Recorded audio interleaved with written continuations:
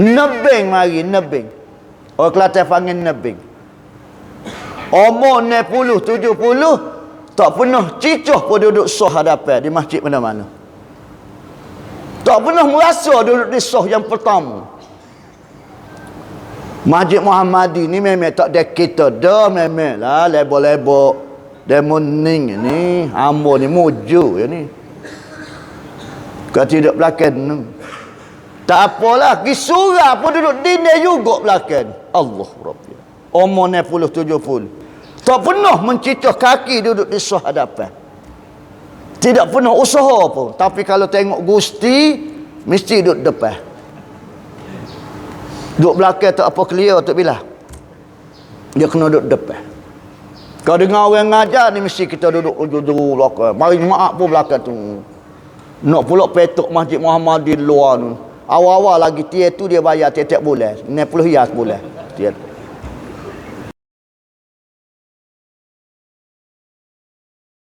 Dia seronok dengar kalam aku Al-Quranul Karim. Dia seronok dengar sirah Nabawi kekasih aku. Dan dia seronok dengar kata-kata kekasih aku Al-Hadis. Sebab itu lepas maghrib tetap segelik, dia sudah merasa tenang, damai, hilang stres, hilang tension bila duduk dalam taman-taman syurga. Dia menanti-nanti untuk solat isyak. Sudah semaya solat isyak, terdetik di hati, ya Allah ya Tuhanku, andainya kalau mau panjangkan umur aku lagi, aku nak mari pulak subuh. Muslimin muslimat mati Allah Ta'ala, ada tak perasaan itu dalam hati kita? Ambo tanya ambo, tuan-tuan tanya tuan-tuan, adakah aku sudah mula jatuh cinta kepada masjid? Adakah aku sudah mula rasa kerinduan dengan masjid? Andainya kalau aku sudah rindu dan jatuh cinta, sudah tentu aku akan ulang-ulangi. Mari sokmo zuhur asar maghrib isya subuh zuhur asar, kerana aku sudah mula jatuh cinta. Ambo tanya ambo, tuan-tuan tanya tuan-tuan. 2023, adakah hati aku berada demikian rupa? Kalau belum lagi tuan-tuan, syukur alhamdulillah Allah Ta'ala bagi ruang dan masa kepada kita lagi. Allah Ta'ala panjangkan umur kita. Ini penanda bahawasanya Allah Ta'ala masih kasih dan sayang pada kita. Sebab itu aku panjangkan usiamu, aku beri lagi can kepada kamu, supaya kamu beristighfar, supaya kamu bertaubat, baiki kesilapan-kesilapanmu. Kita berada di usia tua dah tuan-tuan. Aku beri kamu 365 hari, 365 hari 2023. Adakah kamu memiliki perasaan hatimu demikian? 365 hari adalah 365 waktu zuhur, 365 waktu asar, waktu maghrib, waktu isyak dan waktu subuh. 2023, berapa waktu aku sembahyang jemaah, sembahyang jemaah zuhur. Muju ada Jumaat. Kalau Jamil tak ada Jumaat, pakai tak jemaah langsung lah kita. 2024, aku nak duduk dalam keadaan lagi tu lagi dah. Aku boleh berubah bila aku tahu sebelum pada ni aku duduk setara mana. Orang nego, orang kerja pejabat, orang kerja apa dia buat audit di akhir tahun. Untung rugi. Orang kerja pejabat, dia buat pencapaian 2023 setara mana. Andainya tidak sampai target, dia akan baiki 2024. Patut dia buat apa dia lagi supaya sampai target dia. Orang nego demikian juga. Dia tengok 2023 rugi ke untung. Kalau rugi, berapa jadi rugi? Oh, di antara faktor yang menyebabkan rugi, dia tak malas makan di restoran semacam. Dia tak boleh pergi melancong luar negara semacam. Sehingga makan modal. Oh dak dah. 2024 ni makmu kena nanuk. Seolah gitulah contohnya. Pasal bila makan luar melibatkan keuangan yang banyak. Main dengan tiap-tiap malam, padahal pun termakan modal. Mesti dia buat lagu tu, hisap, audit. Hamba tidak nafikan kalau bak audit bagi dunia memang tabik spring. Tapi audit bagi akhirat jawab diri masing-masing lah. 2023 berapa waktu aku sembahyang Jumaat Zuhur. Muju ada Jumaat. Jumaat tu pun nebeng mari, nebeng. Orang Kelantan panggil nebeng. Umur 60, 70 tak pernah cicuh pun duduk soh hadapan di masjid mana-mana. Tak pernah merasa duduk di soh yang pertama. Masjid Muhammadi ni memang tak ada kita dah, memang lah lebok-lebok demoning ni, hamba ni muju ya ni. Kalau tidak belakang tak apalah, pergi surah pun duduk dinding juga belakang. Allah Rabbi. Umur 60, 70 tak pernah mencicah kaki duduk di soh hadapan. Tidak pernah usaha pun. Tapi kalau tengok Gusti mesti duduk depan. Duduk belakang tak apa clear tak bila. Dia kena duduk depan. Kalau dengar orang ngajar ni mesti kita duduk belakang. Mari jemaah pun belakang tu. Nak pula petok Masjid Muhammad di luar tu. Awal-awal lagi tiap tu dia bayar tiap-tiap bulan. 90 riyal sebulan. Tiap. Sehingga dia tak kenal Tok Imam. Muka terajin masuk perapat. Selisih luar tu. Dia ingat ke Tok Syuk.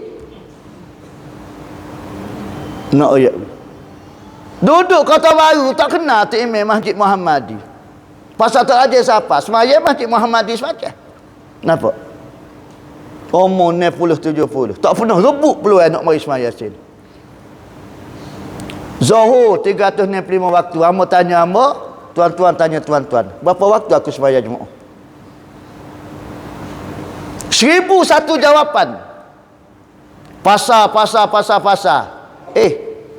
Selalu hamba royak. Kita bukan nak jawab ke Tok Iman, bukan nak jawab ke Tok Qadi, nak jawab Tok Peti. Mereka juga akan jawab depan Allah Ta'ala. Agak-agak jawapan kita tak boleh mari sembahyang Jumaat Zuhur, agak-agak jawapan kita Allah Ta'ala terima ke tak? Kalau disebut nak jawab sama manusia, boleh tahan jawab. Orang kata gini, kita kata gini. Menggoking tua kan. Ngelah kali kata boleh pergi kan. Dia mau kecek molek ikut kawan kalau nak pergi taksir pun. Tu tak boleh pergi dah tu. Ya dia mau duk teruk sangat ke apa begini gitu. Kubur masing-masing kan. Tu dia tak boleh pergi dah tu. Kan lagi dia boleh jawab, dia jawab. Ngelah kali dia kata tak secara kawan lah. Masuklah pokok demo syurga. Tak apa kawan masuk dia aku pun. Dia ingat kau ni aku mana. Orang tak ada email kecek gitu. Masuk syurga lah pokok demo. Tak apa pokok kawan masuk dia aku.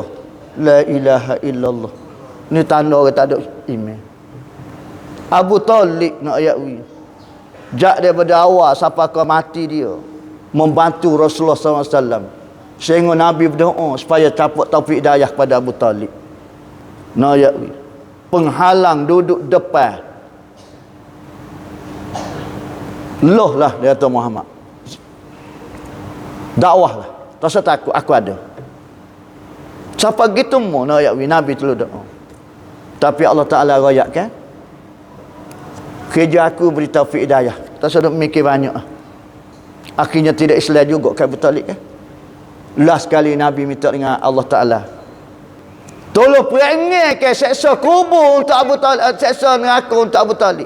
Allah Ta'ala makbul. Setara mana rangai dia? Kasut daripada neraka tu pun surung kaki gelegok otak. Kasut daripada neraka. Tu rangai sekali. Kabar-kabar dia jawab gitu. Tak apalah apa dia mau masuk syurga, kita masuk neraka. Dia ingat setara mana neraka. Nak ayat ni. 365 waktu asar. Berapa waktu sembahyang Jumaat? Nak azan ni. Gaduh main statik juga. 2023 lagu tu juga. 2024 lagu tu juga. Bawa nak tulis tajuk tu. Azan 2024. Jumaat 3 suh 4 suh. Tak pada. 365 waktu sembahyang asar. Hafizu ala salawati was salatil wusta. Allah Ta'ala kata, tolonglah jaga sembahyang 5 waktu. Terutama sekali sembahyang asar. Tolong jaga. Ulama kata, kalau mu nak tahulah sembahyangmu tu berkualiti, sembahyangmu tu berada di level yang kelah lah, antaranya lah sembahyang di awal waktu. Nak hebat lagi sembahyang di awal waktu, sembahyang Jumaat. Nak hebat lagi sembahyang Jumaat di masjid. Nak hebat lagi sembahyang Jumaat di masjid, sembahyang Jumaat di masjid duduk sah pertama. Nak hebat lagi menanti-nanti waktu, bukan waktu menantimu. Ni kita kena azam untuk menambahkan lagi. Zadathum imana. Supaya Allah Ta'ala tambahkan keimanan kita untuk beribadat kepadamu. Masalah keuangan dunia, masalah kehidupan, memang kita tabik spring. Semua memikir ke arah tu. Daripada sekian nak jadi 5 nak jadi 10 nak jadi 100 nak jadi 1000 nak jadi juta. Tak padan dengan kerja utama, ada side income lagi.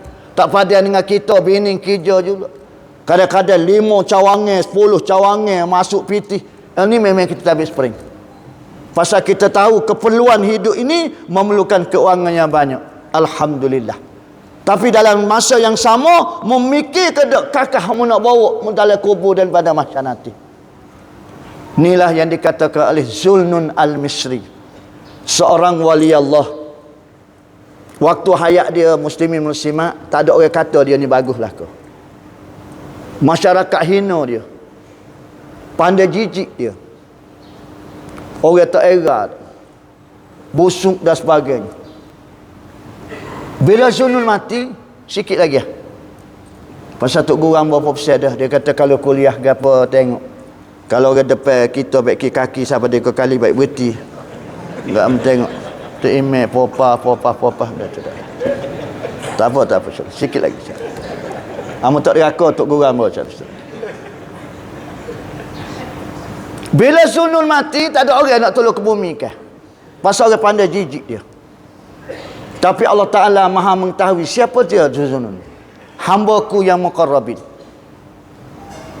Allah Ta'ala campurkan dalam hati orang kapul tu 4-5 ni orang. Mari mikir ke dia. Lembu mampu orang gali. Kata boleh gali dengan tangan ke, gali dengan keh. Kena kambuh juga, bang busuk. Ni pula dia kata kalau kita tak tolong urus mayat Zulnun, lembu mampu busuk, manusia lagi lah busuk dia kata. Bukan setakat kalau kita tak tanam bang busuk, ngosek orang pula. Lembu tak ngosek. Dia kata 4-5 ni orang dah tak apalah, dia kata kita tolong urus. Allah Ta'ala campurkanlah hati mereka. Mandi ke, kapal ke dan sebagainya semua. Rekah-rekah lah. Takut dia tu imam baik kaki pula.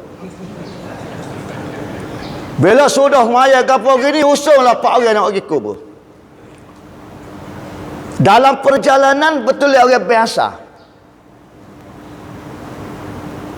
Gabriel banyak Zulnun kata, wahai orang yang mengusungku, berhenti seketika aku nak sembahyang asar. Agak-agak lagu mana? Tik Imam Tik Billah. Oh, anak tahu. Ya Allah kau ni. Iyalah. Tapi set-set ni, siapa perikat tak tahu, dah terpegang juga. Berapa minit sembahyang asar? 5 minit, 10 minit? Habis sembahyang asar, mayat Zulnun kata ke dia, wahai orang yang mengusuku, percepatkan perjalananmu. Aku tidak sabar untuk menemui kekasihku Allah. Berunga.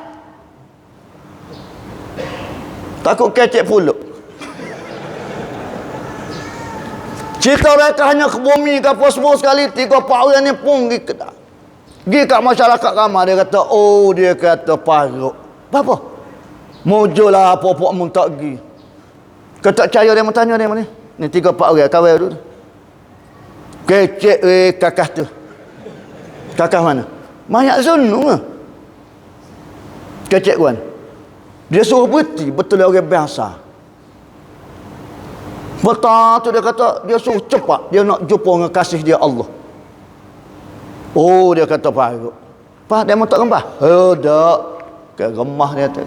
Minggu siari takut apa asal? Kau malas haru.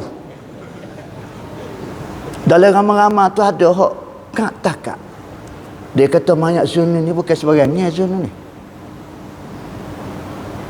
Siapa semaya asal, lepas tu nak jumpa kasih dia Allah.